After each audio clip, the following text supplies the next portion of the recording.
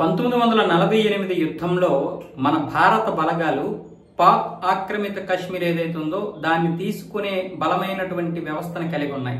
అయినా సరే అప్పుడు నెహ్రూ గారు ఏకపక్షంగా వ్యవహరించి కాల్పుల విరమణ చేసి ఆ కశ్మీర్ అయితే వాళ్ళకి వదిలేశాడు. ఈ పీఓకేనే కాదు కశ్మీర్ ను కూడా వదిలేశాడు 370 అమలుతో.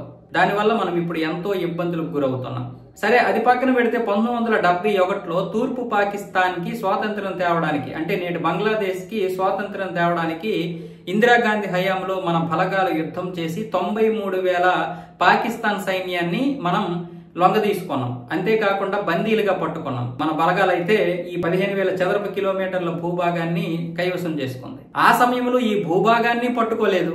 అలాగే 93,000 సైన్యాన్ని అడ్డుపెట్టుకుని ఈ పీఓకేని తీసుకోలేదు. ఏ విధంగా చూసినా మళ్ళీ ఈ 93,000 సైన్యాన్ని ఇచ్చేయడమే కాకుండా 3 నెలలు వాళ్ళని మేపాం. పందికొక్కులు మేపినట్లుగా మేపి ఆ విధంగా పాకిస్తాన్కి మనం చాలా వరకు ఆర్థికంగా ఆదుకున్నాం అనమాట.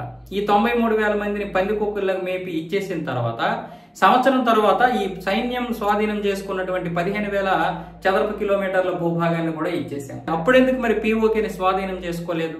మరి ఈ కాంగ్రెసే సమాధానం చెప్పాలి. నిన్న పార్లమెంట్ లో మన అమిత్ షా గారు మాట్లాడుతూ ఇదే విషయాన్ని ప్రశ్నించారు. మరి అప్పుడెందుకు మీరు పీఓకేని స్వాధీనం చేసుకోలేదు? ఇంకా అనేక విధాలుగా 2005 నుంచి 2012 వరకు కూడా 27 ఉగ్రదాడులు జరిగాయి. అందులో ప్రధానమైనటువంటి నిందితులందరూ కూడా బయటికి వెళ్లిపోయారు. ఒక్కరిని కూడా కాంగ్రెస్ పట్టుకుందా?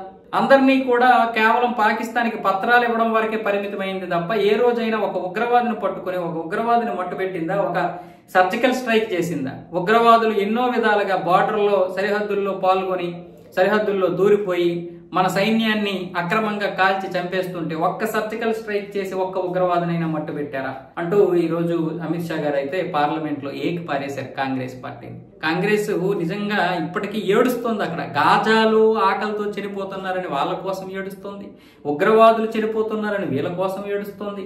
పహల్గాం దాడి తర్వాత సింధు జలాలు ఆపేశామని ఆ దాహం తినకిప్పుడు వచ్చింది. పాకిస్తాన్ కి దాహం వేస్తుందో లేదో తెలియదు కానీ ఇప్పుడు కాంగ్రెస్ కి అయితే చాలా దాహంగా ఉంది సింధు జలాలు ఆపేయడం వల్ల.